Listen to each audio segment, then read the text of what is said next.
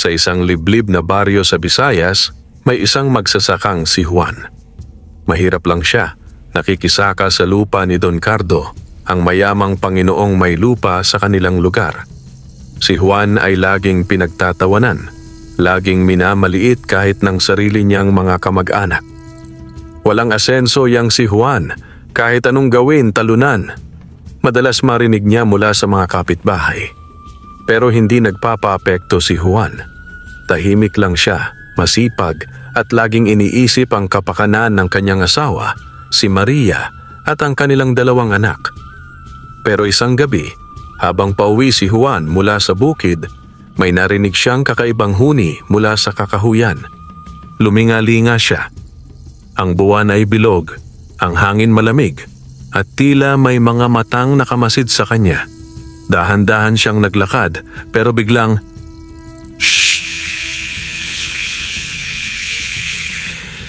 isang napakalaking ahas, kulay ginto, ang biglang sumulpot sa harap niya. Halos matumba siya sa gulat. Hindi lang basta ginto, kumikislap ito sa dilim, tila may sariling liwanag. "Huwag kang matakot, Juan." Napakunot ang noo ni Juan. Kaninong tinig iyon? Tumingin siya sa paligid, pero walang tao. Hanggang sa mapagtanto niyang, galing iyon sa mismong ahas. "Ako si Banacon. Tagapangalaga ako ng kayamanan ng lupang ito. Alam kong matagal ka nang naghihirap, Juan. Alam kong pinagsamantalahan ka ng mayayaman at makapangyarihan.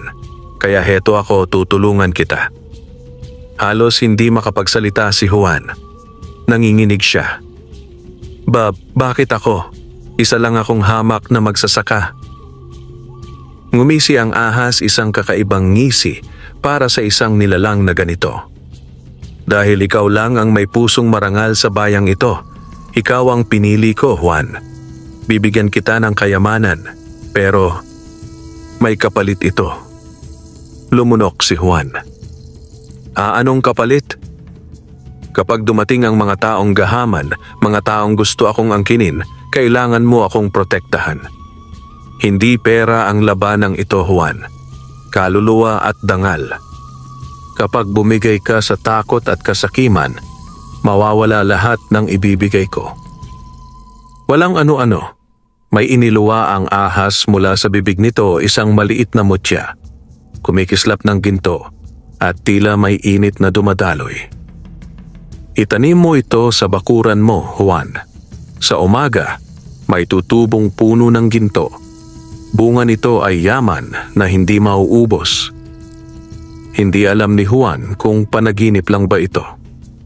Pero kinabukasan, nang itanim niya ang mutya sa likod ng kubo nila, ilang oras lang ay may sumibol na halaman. Hanggang sa sumunod na araw, nagkaroon ito ng mga dahong parang ginto at maliliit na prutas na kapag hinawakan niya ay nagiging purong gintong barya. Napaiyak si Juan. Ang dating mga kalabaw niya na hiniram lang, napalitan ng sarili niyang alaga. Ang kanyang kubo na laging butas ang bubong, nagawa niyang ipaayos. Si Maria at ang mga bata hindi nagutom. Unti-unting gumanda ang buhay nila. Pero syempre, sa isang maliit na baryo, walang sikreto ang hindi lumalabas. Nakarating kay Don Cardo ang balita. Imposible. Ang mahirap na si Juan, yumaman, hindi ako papayag na angkinin niya ang lupaing dapat akin. At malayo sa kanila, si Elias, ang masamang albularyo ng baryo, ay nagbabantay rin. May lihim siyang pagnanasa sa mutya ng Banacon. Alam niya na kayamanan at kapangyarihan ang ibinibigay nito sa taong nagmamay-ari. Hindi lang pera ang habol niya, gusto niyang angkinin ang lakas ng ahas, ang kapangyarihan nitong magpagaling, magpalakas, at magbigay ng buhay. Isang gabi, dumating si Elias sa dampa ni Juan. "Kaibigan, naririnig ko na ikaw daw ay pinagpala na ngayon," sabi ng albularyo, may ngiting hindi maipinta. "Baka pwede tayong magtulungan. Pwede kitang tulungan protektahan ang kayamanan mo." Pero hindi bobo si Juan. Ramdam niya ang lihim na inggit at kasamaan sa tinig ni Elias.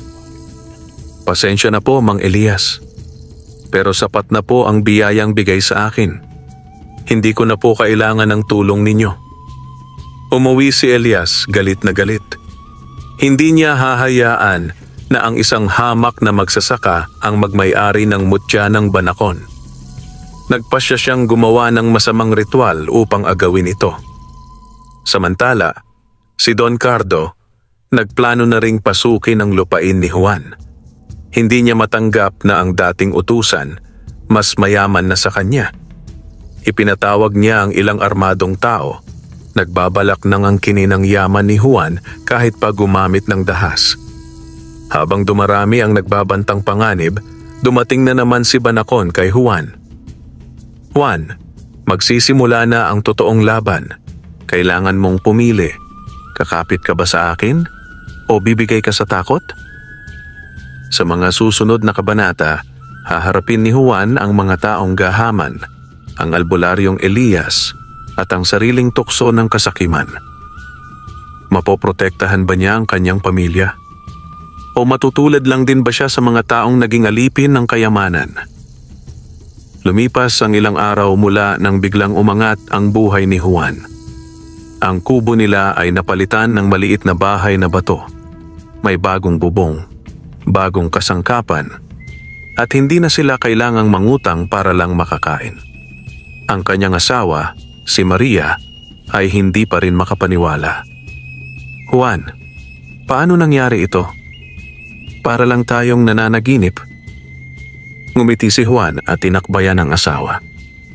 Tanggapin lang natin ang biyaya, Maria. Pero alalahanin mo, ang sabi ni Banacon, maraming susubok na agawin ito sa atin. Kaya mag-ingat tayo. Sa kabilang banda, nagngangalit na si Don Cardo. Ako ang may-ari ng lupang yan. Ako ang nagbigay ng trabaho kay Juan. Hindi pwedeng yumaman lang siya bigla at lampasan ako. Tinawag niya ang kanyang mga tauhan, 6 na lalaki, armadong may itak at baril. Puntahan niyo ang bahay ni Juan. Alamin niyo kung saan niya kinukuha ang kayamanan niya. At kung kailangan, gamitin niyo ang puwersa. Habang abala si Juan sa likod ng bahay, pinapangalagaan ang punong ginto na sumibol mula sa mutya ni Banacon. Napansin niyang may mga anino sa malayo.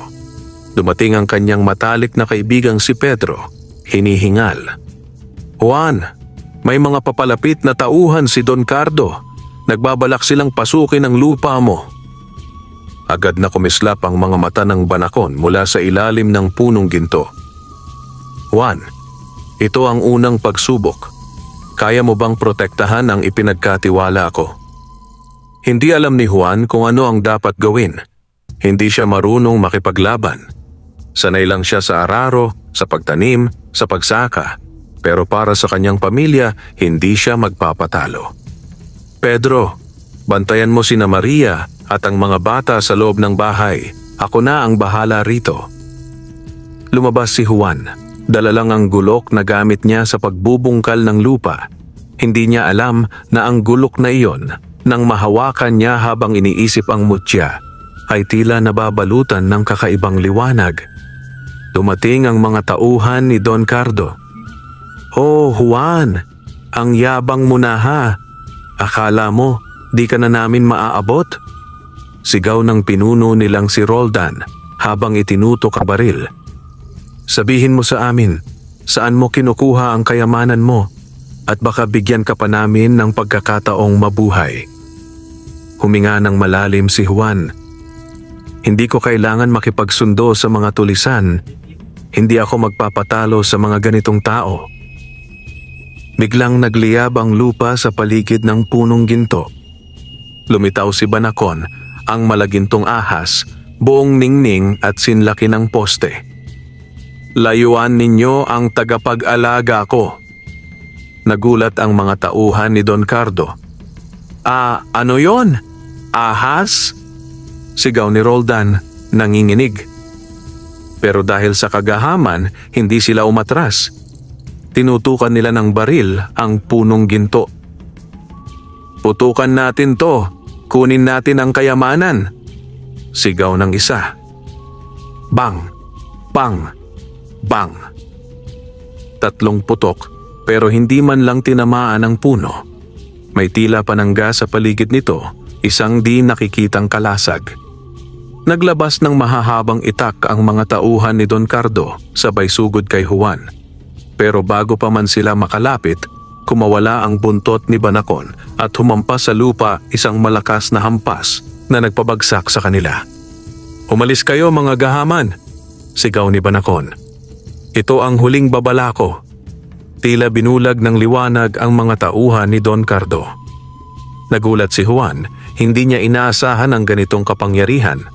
Nang magising ang mga tulisan, wala na silang ibang nagawa kundi umatras, tuliro at natatakot. Umuwi si Don Cardo, galit na galit. "Hindi pwedeng ganyan, kukunin ko ang albularyo." Samantala sa kabilang dako, si Elias, ang albularyo ng baryo, ay abala sa kanyang kulungan ng mga itim na manok. Gumagawa siya ng mga orasyon at kulam. Biglang kumatok si Don Cardo. "Elias, kailangan ko ang tulong mo. May ahas na nagbabantay kay Juan. Kailangan natin makuha ang mutya." Ngumisi si Elias, naglalaway sa kasabikan. "Matagal ko nang inaabangan ang araw na ito. Ang mutya ng Banacon. Hindi lang kayamanan ang makukuha mo roon, Don Cardo. Kapangyarihan, mahika, kayamanan hanggang sa kabilang buhay." Habang nagpapahinga si Juan sa kanilang tahanan, naramdaman niyang may paparating pang mas mabigat na banta. "Juan," bulong ni Banacon sa kanyang isip. "Maghanda ka. Hindi lang tao ang susubok sa'yo, pati mga puwersa ng dilim. Patibayin mo ang puso mo. Hindi ka nag-iisa." Tumindig si Juan, mahigpit ang kapit sa kanyang gulok. "Para sa pamilya ko, para sa kabutihan, lalaban ako." Gabi na. Tahimik ang paligid pero si Juan hindi mapakali. Ramdam niya ang kakaibang lamig sa paligid ng bahay at tila ba may mga matang nakatingin sa kanila mula sa kadiliman ng kagubatan. Lumabas siya sa balkonahe, hawak ang gulok, habang si Maria at ang mga bata ay natutulog na sa loob. "Banacon," bulong ni Juan. "Nandito ka ba?" Biglang may malamig na hangin na umihip at mula sa gilid ng punong ginto, lumitaw ang makinang na ahas. "Narito ako, Juan. Maghanda ka. Malapit nang magpakita ang albularyo." Sa kabilang dako ng baryo, sa madilim na kubo ni Elias, nakalatag ang mga orasyon, kandila at mga dahon ng anting-anting. Kaharap niya si Don Cardo na may dalang malaking sako ng salapi bilang kabayaran. "Elias, siguraduhin mong makukuha mo ang mutya," mariing sabi ni Don Cardo. Ngumisi ang albularyo. "Wala kang dapat alalahanin. Ang mga engkanto, kahit gaano pa kalakas, natitinag sa kapangyarihan ng itim na orasyon." Kinuha ni Elias ang isang garapon na may lamang itim na manok na may pula at itim na sinulid sa leeg. "Ito ang aking alay," bulong niya. Pinutol niya ang leeg ng manok, nagpatak ng dugo sa isang bilog na guhit sa lupa at binigkas ang mga orasyon sa wikang sinauna. Biglang nagliyab ang apoy sa paligid niya. Tumayo siya, hawak ang kanyang baston na may ukit ng ahas. "Ngayon, simulan natin ang paglapit sa lupain ni Juan." Habang nagbabantay si Juan, biglang dumilim ang paligid. Hindi ito ordinaryong gabi, parang bumigat ang hangin, parang may gustong pumasok sa kanilang lupa. "Juan, may papalapit," bulong ni Banacon mula sa puno. Dumaan siya sa mundo ng engkanto. Hindi siya basta tao. Biglang lumitaw sa harap ng bakuran ang isang anino, si Elias, ang albularyo. Sa kanyang likuran, sumunod si Don Cardo at ang mga tauhan nito, pero takot na takot ang kanilang mga mata. "Juan!" sigaw ni Elias, may malalim na tinig. "Handa mo na ang sarili mo. Ang mutya ng Banacon ay hindi para sa isang tulad mo." Tumawa si Juan kahit kinakabahan. Hindi mo kailanman makukuha ang hindi para sa iyo, Elias. Itinuro ni Elias ang kanyang baston sa punong ginto. Sinaunang espiritu, itaboy ang ahas na ito, wasakin ang proteksyon ng punong ito. Biglang lumakas ang hangin, nagliyab ang mga kandilang bitbit ng mga tauhan, at umalulong ang mga aso sa paligid. Sumiklab ang buntot ni Banacon, at sa unang pagkakataon, nakita ni Juan ang tunay na anyo ng kanyang tagapagligtas, hindi lang isang simpleng ahas, kundi isang higanting ginto.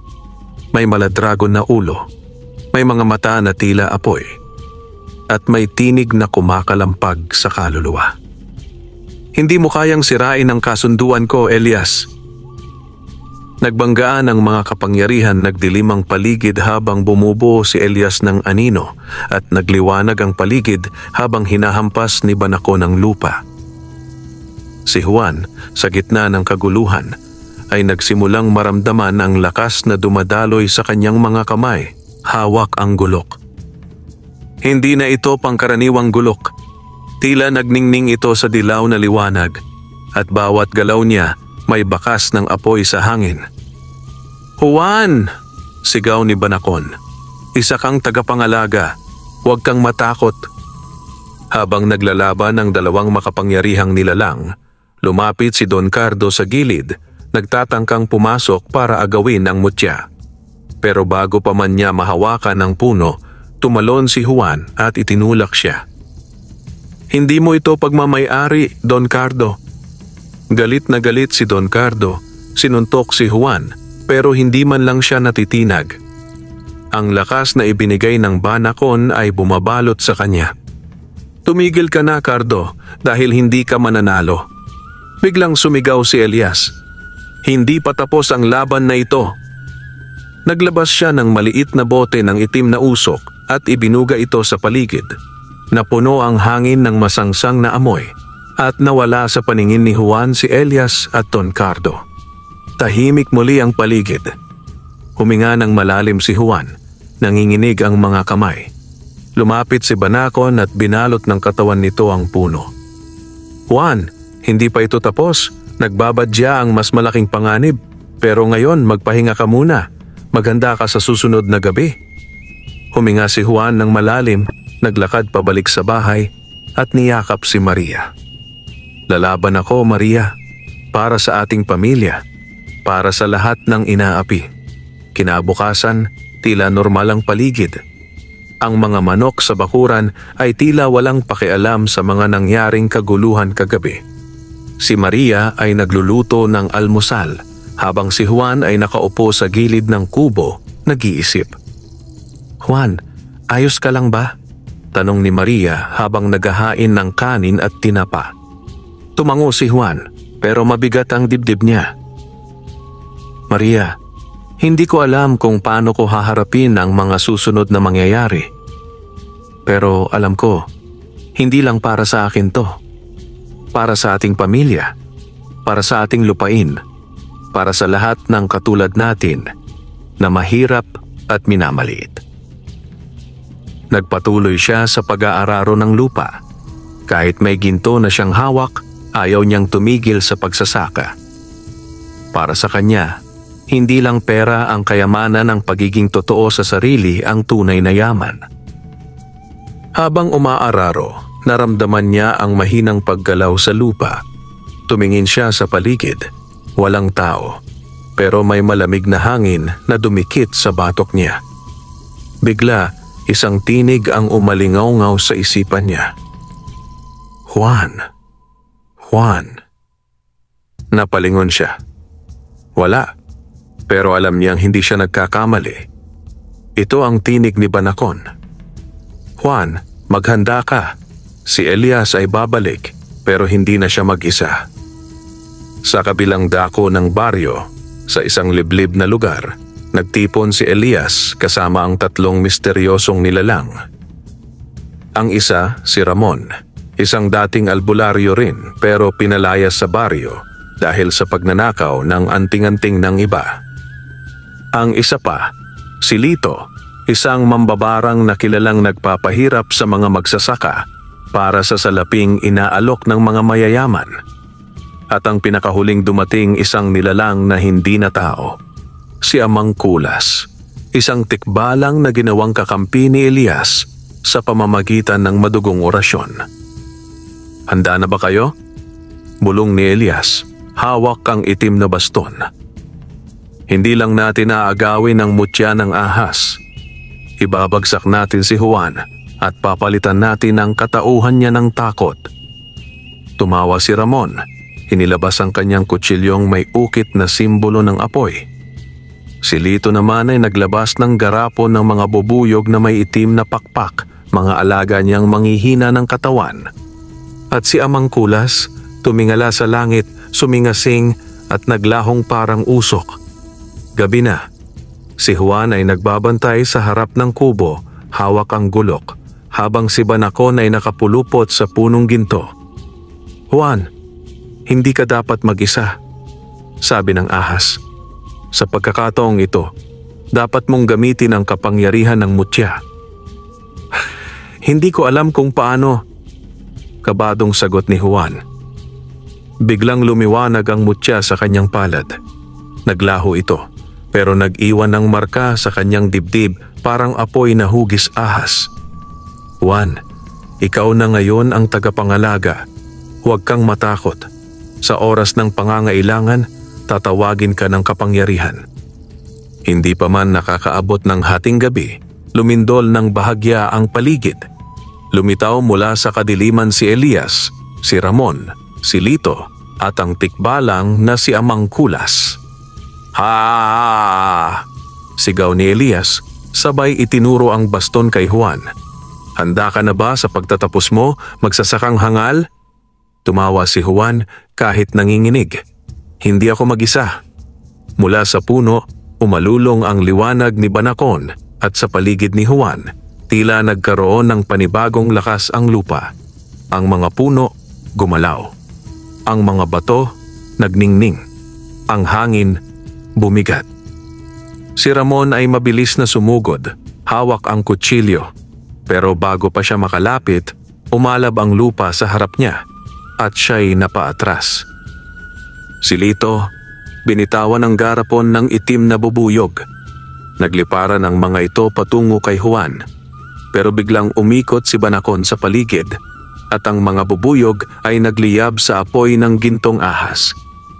Si Amang Kulas, ang tikbalang, ang huling sumugod, malaking nilalang, kalahating kabayo, kalahating tao, may malalaking paa na kayang yumanig ng lupa. "Raga!" sigaw nito. Pero si Juan, naramdaman ang apoy sa dibdib niya. Ang gulok niyang ordinaryo kanina lang, ngayon ay kumikislap, parang may apoy. Tumalon siya, at sa isang hampas, nahati ang lupa sa pagitan nila. Nag-echo ang tinig ni Banacon. "Juan, hawakan mo ang kapangyarihan. Hindi lang ito laban ng tao laban sa tao, ito ay laban ng dilim at liwanag." Sa isang iglap, naglaban ang lahat ng puwersa, nag-alab ang paligid, nagliyab ang hangin, at sumigaw ang mga espiritu ng lupa. Sa huli, biglang naglaho si Elias, kasunod ng kanyang mga kasama, iniwan ang isang babala. "Hindi pa tapos ito, Juan. Babalik ako, at kukunin ko ang lahat." Huminga ng malalim si Juan, pawisan, nanginginig, pero buhay. Lumapit sa kanya si Banacon. "Matapang ka, Juan, pero tandaan mo, sa bawat tagumpay, may kasunod na mas mabigat na laban." Kinabukasan, tahimik ang baryo. Wala ang dating ingay ng mga batang naglalaro. Wala ang mga kapitbahay na naghaharutan sa bukid. Parang lahat ay natakot sa kakaibang nangyari kagabi. Si Juan, sa kabila ng tagumpay laban kina Elias at sa kanyang mga kasamang halimaw, ay hindi mapalagay.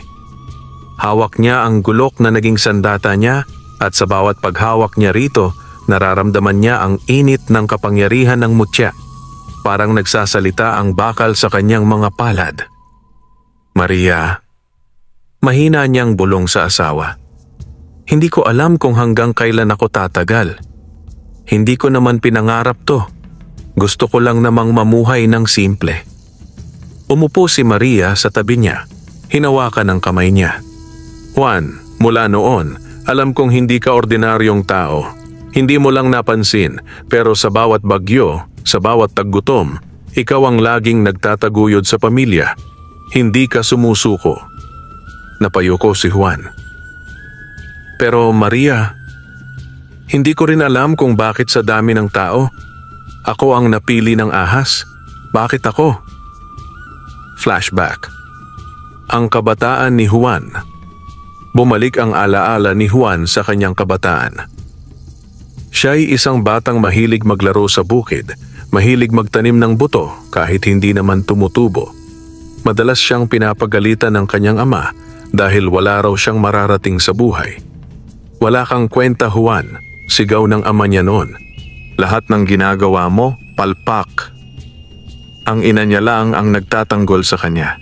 Pero nang mamatay ito sa lagnat, naiwan si Juan sa kamay ng mapang-abusong ama. Lumaki siyang laging minamaliit, laging tinutulak pababa. Kaya nang tumanda siya, pinili niyang umalis sa baryo nila at makipagsapalaran bilang nakikisakang magsasaka sa ibang lupa. Balik sa kasalukuyan. Habang nag-iisip, may kumatok sa kubo nila. Tok, tok, tok! Juan! Juan! Tawag ng isang pamilyar na boses. Tumayo si Juan, binuksan ang pintuan. Bumungad si Mang Kadyo, ang pinakamatandang magsasaka sa baryo. Juan, may kailangan kang malaman, sabi ni Mang Kadyo, pawisan, hingal na hingal. Ano po yon, Mang Kadyo? Ang banakon. Hindi lang basta ahas. Siya ay tagapagbantay ng mga piniling magsasaka. Noon pang panahon ng mga Kastila, may mga magsasakang nagtataglay ng kapangyarihan mula sa ginto ng lupa, pero palaging may sumisira. Ang bawat tagapagbantay sinusubok ng dilim. At ikaw ngayon ang sumasagot sa hamon. Nanlamig si Juan. Anong ibig ninyong sabihin? May mas malaking panganib pa? Tumango si Mang Kadyo. Elias, hindi lang siya albularyo. Isa siyang tagasunod ng itim na kapatiran, isang lihim na samahan ng mga mangkukulam, mambabarang, at mga nilalang ng dilim. Ang gusto nila ay makuha ang mutya, hindi lang para sa ginto, kundi para muling maibalik ang itim na kapangyarihan sa buong baryo, sa buong bayan. Sa kabilang dako. Samantala, si Elias, sugatan, galit na galit, nagtipon ng kanyang mga kasama sa isang kuweba malapit sa bundok. Hindi ako papayag na matalo ng isang hamak na magsasaka, anya, hawak ang sirang baston. Kahit ilang beses, babangon ako. Lumapit sa kanya ang isang babae na may mahabang buhok, maputlang balat at pula ang mga mata. Si Hilda, ang reyna ng mga mangkukulam sa kabilang bayan. Elias, narinig ko ang kabiguan mo, sabi nito, humahaplos sa kanyang sugat. Baka gusto mong magpakalalim sa dilim. Ialay mo ang kaluluwa mo sa amin at bibigyan ka namin ng kapangyarihan na kayang sumira kahit sa banakon. Dahan-dahang ngumiti si Elias. Kung ganon, maghanda na kayo, Juan. Hindi lang si Elias ang haharap sa'yo. Ang buong itim na kapatiran ay babagsak sa baryong ito. Balik kay Juan. Naglakad si Juan papunta sa bukid. Humawak siya sa lupa, pinikit ang mga mata at narinig ang bulong ni Banakon. Juan, ang tunay na laban ay hindi sa lakas ng katawan. Ito ay sa tibay ng puso, huwag kang bibitaw. Habang tumatayo siya, tila biglang nagbago ang hangin. May nararamdaman siyang di may paliwanag, parang may malapit ng sumalakay. Maria, bantayan mo ang bahay. Ako, kailangan kong humarap sa darating na dilim. Habang lumalalim ang gabi, naging matindi ang kaba sa dibdib ni Juan. Sa unang pagkakataon, hindi lang ito laban para sa kanyang pamilya o para sa lupang sinasaka niya ito, ay laban para sa buong baryo, sa buong pamayanan na naging saksi sa kanyang pagiging hamak at mahirap. Naupo siya sa harap ng kubo, pinagmamasdan ng bituin. Doon niya muling narinig ang boses ni Banacon. "Juan, ang oras ay dumarating. Hindi ka dapat mag-isa." Ang plano. Kinabukasan, pinatawag ni Juan ng iilang tao na handa niyang pagkatiwalaan.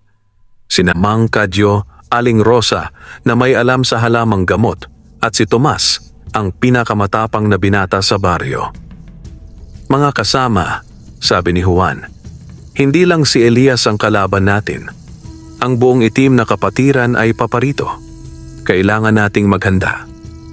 Naglatag sila ng plano. Si Tomas at ang mga kabataang lalaki magbabantay sa paligid ng baryo.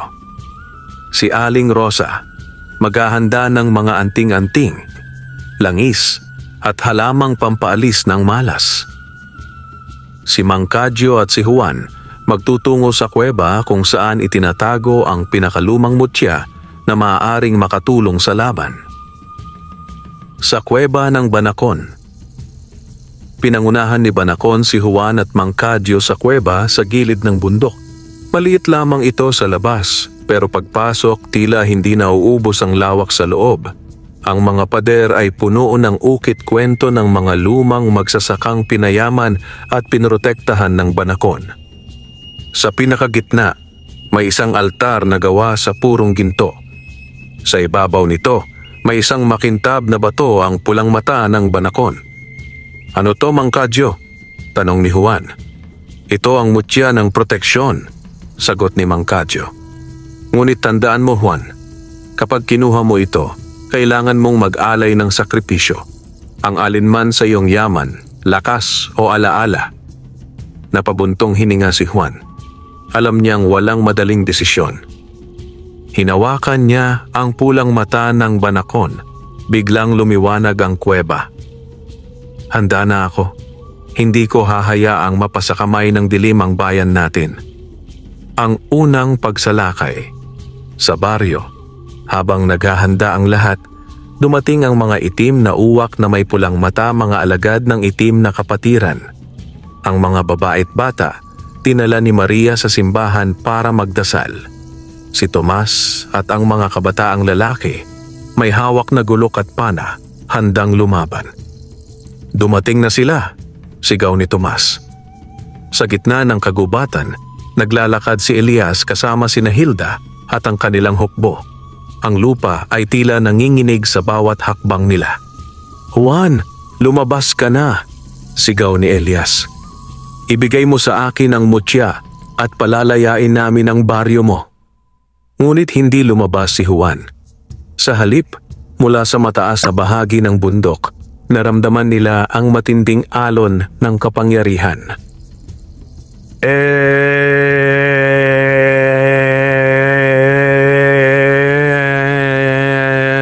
Biglang lumitaw si Banacon, napakalaki, kumikinang ang ginintuang kaliskis. Nakapalibot kay Juan, hawak ang pulang mata ng Banacon at ngayon nakasuot siya ng isang baluti na tila gawa sa gintong liwanag. "Hindi ako magpapasakop sa inyo, Elias," sabi ni Juan, tumataginting ang tinig. "Sa ngalan ng mga magsasakang minamaliit ninyo, sa ngalan ng mga taong tapat, lalaban kami." Simula ng labanan. Mabilis ang galaw ng mga alagad ni Elias. Sila ay nagsimulang maghagis ng itim na apoy, ngunit ang gintong baluti ni Juan ay tila nagpoprotekta hindi lang sa kanya, kundi sa buong baryo. Ang mga kabataang lalaki, sa tulong ng mga anting-anting ni Aling Rosa, ay nagawa ring makipagsabayan. Si Banacon sumugod, nilapa ang mga itim na uwak, ang mga nilalang ng dilim, habang si Elias at si Hilda ay naglalaban gamit ang mga mahika. "Hindi mo ako tatalunin, Juan!" sigaw ni Elias. Sumisiklab ang baston niya sa itim na apoy. "Subukan mo," sagot ni Juan. Itinaas ang pulang mata. "Sa ngalan ng lupa, ng hangin at ng liwanag, tapusin na natin to." Sa gitna ng umaalab na laban, nangangatog ang lupa sa bawat pagsalpok ng ginintuang katawan ni Banacon sa mga nilalang ni Elias. Sumisigaw ang mga tao sa baryo, halo ng takot at pag-asa. Pero sa gitna ng ingay, may isang lihim na gumagalaw. Ang taksil. Habang abala si Juan sa pakikipaglaban, si Mang Kadyo, matagal nang pinagkakatiwalaan ni Juan, ay lumapit kay Elias mula sa likuran ng kubo. May hawak siyang maliit na bote ng itim na langis. Amoy asupre. "Anong ginagawa mo, Kadyo?"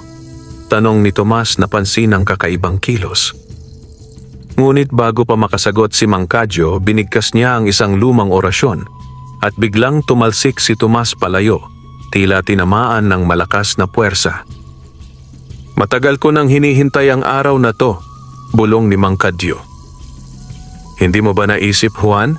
Ako ang nagbigay ng lokasyon ng banakon kay Elias. Ako ang umakit sa iyo na kunin ang mutya dahil alam kong darating ang puntong bibigay ka." Si Juan, galit na galit. "Kadyo, pinagkatiwalaan kita." Sigaw niya, nanginginig ang boses. "Wala kang alam, Juan. Akala mo ba makukontento ako sa limos na ginto? Ako ang dapat na pinipiling tagapagmana ng banakon. Hindi ikaw." Ang sakripisyo. Nang mapansin ni Banakon ang pagtataksil ni Mang Kadyo, agad siyang sumugod. Ngunit pinigilan siya ni Elias sa pamamagitan ng itim na kadena ng mahika. Pumulupot sa katawan ng ahas, pinipigilan ang lakas nito. "Banakon, wala ka ng lakas. Ngayon, si Kadyo ang may hawak ng orasyon," sigaw ni Elias. Hinawakan ni Mang Kadyo ang pulang mata ng Banakon. Ngunit biglang nagliwanag ito, tila ayaw magpasakop sa kanya. "Hindi ka ang pinili," bulong ng boses sa kanyang isipan. Biglang sumabog ang liwanag mula sa pulang mata, tumalsik si Kadyo, at ang liwanag ay tumungo kay Juan. Nararamdaman ni Juan ang bigat ng kapangyarihan, ang init na tila lumalagablab sa loob ng kanyang puso. "Juan," bulong ni Banakon, "isa lang ang paraan. Kailangang may mag-alay ng sarili upang tuluyang matalo si Elias. Isa kang tunay na pinili, pero hindi ka sapat mag-isa." Ang dugo ng bayani. Sa isang iglap, tumayo si Tomas, sugatan pero handa. "Juan, ako na lang," sabi niya, may ngiti sa labi. "Ikaw ang pag-asa ng baryo. Ako na lang ang maghahandog." Ngunit umiling si Juan. "Hindi, Tomas. Ako ang dapat. Lahat ng to nagsimula sa akin." Hawak ang pulang mata, sinugod ni Juan si Elias. Nagtagpo ang kanilang kapangyarihan. Nagningning ang buong kapaligiran, tila araw sa gitna ng gabi. Maging si Banakon at ang mga nilalang ni Elias ay napaatras. Biglang isang putok ng liwanag. Nang humupa ang lahat, nakita nilang nakaluhod si Juan, sugatan, hawak pa rin ang pulang mata. Si Elias at ang itim na kapatiran biglang naglaho sa manipis na usok. Si Mang Kadyo, walang malay, nakagapos na sa tabi. Pagkatapos ng laban, nag-iyakan ang mga tao sa baryo. Niyakap si Juan, si Tomas, at maging si Banakon na tila napagod din sa matinding laban. "Juan," sabi ni Banakon, "pinatunayan mong ikaw ang tunay na tagapagmana. Pero tandaan mo, may mga darating pang panganib. Hindi dito nagtatapos ang lahat." Nagkatitigan sina Juan at Banakon. Ngumiti si Juan. "Handa akong protektahan ang bayan ko, kahit kailan." Pagkaraan ng ilang araw mula sa labanan, bumalik ang katahimikan sa baryo. Ang mga tao ay muling nagtanim sa kanilang mga palayan, nag-ayos ng mga nasirang kubo, at muling nagsalo-salo sa harap ng apoy sa gabi. Pero sa puso ni Juan, alam niyang hindi pa tapos ang lahat. Ang panaginip ni Juan. Isang gabi, habang mahimbing ang tulog ni Juan, dumalaw sa kanyang panaginip si Banakon. "Juan," mahinang bulong ng gininto ang ahas. "May darating pang mas malakas mula sa kabilang pulo. Siya ang nagaharing itim na salamangkero, si Lam-ang ng silangang bundok. Hindi siya tulad ni Elias. Siya ay may hukbong engkanto at kayang paikutin ang mga tao sa kanilang sariling kasakiman." Nagising si Juan, basang-basa ng pawis. Nakita niyang gising din si Tomas, nakaupo sa gilid ng kama. Nagising ka rin? Tanong ni Tomas. Tumango si Juan. May parating, Tomas. Hindi pa tapos ang laban. Ang paghahanda. Mula umaga hanggang dapit hapon, nagtulong-tulong ang buong baryo sa paggawa ng mga bitag, pangharang at pagbubuo ng mga armas. Ang mga kababaihan at matatanda, naghabi ng mga anting-anting na itinuturo ni Banacon. Sa gitna ng lahat ng ito, dumating si Banacon sa kanyang buong anyo. Dambuhalang ahas na may ginintuang kaliskis, pulang mga mata, at may mahaba at matalim na mga pangil. Sa kanyang bibig, bitbit niya ang mutya ng lakas, isang asul na bato na ibinigay niya kay Juan. Sa iyo ko ito ipinagkakaloob, wika ni Banacon. Pero may kabayaran. Kapag ginamit mo ito, hindi ka na magiging karaniwang tao. Ikaw ay magiging bantay ng lugar na ito habang buhay. Ang pagdating ni Lamang. Bumalot ang makapal na ulap sa buong baryo. Dahan-dahang lumitaw ang isang hukbo ng mga nilalang malalaking anino. May pakpak, may matatalim na kuko, at sa gitna nila, nakasakay sa itim na kabayo, si Lamang. Juan! Sigaw ni Lamang. Ibigay mo sa akin ang mutya ng Banacon at patahimikin ko ang lugar mo. Ngunit tumayo si Juan, bitbit ang mutya sa kanyang palad at sumigaw, Hindi! Hindi ko hahayaang tapak-tapakan ninyo ang bayan namin. Nagliyab ang langit. Bumagsak ang kidlat sa lupa at nagsimulang magbangga ng dalawang puwersa ang hukbo ni Lamang laban sa mga tao ng baryo sa tulong ng mga nilalang ni Banacon. Si Tomas, bitbit ang isang sibat na nilagyan ng mutya ng Banacon, sumugod sa harapan. Si Juan, nakipaglaban sa mismong katawan ni Lamang, habang ang kanilang mga anino ay nagsasayaw sa ilalim ng buwan. Sa gitna ng laban, binigkas ni Juan ang pangwakas na orasyon na itinuro ni Banacon. Ang mutya ng lakas ay sumanib sa kanyang katawan. Nagbago ang anyo ni Juan, nagliwanag ang kanyang mga mata, nagmistulang pinunong mandirigma na hindi basta matitinag. Sa isang malakas na hampas ng kanyang kamay, nagkalamat ang lupa at nilamon ang hukbo ni Lamang. Ang pinuno mismo ay nawasak ng liwanag ng mutya. Pagkatapos ng labanan, lumuhod si Juan, pagod na pagod. At sa huling pagkakataon, narinig ang boses ni Banacon. Juan, ikaw na ngayon ang bantay. Hindi na lang ginto ang kayamanan mo, kundi ang buhay ng buong bayan. Ang kasaysayan mo ay isusulat ng mga salinlahi. Lumipas ang mga taon. Si Juan ay kilala na bilang tagapangalaga ng mutya. Ang magsasakang umangat mula sa kahirapan hindi dahil sa kasakiman, kundi sa kanyang puso para sa kanyang bayan.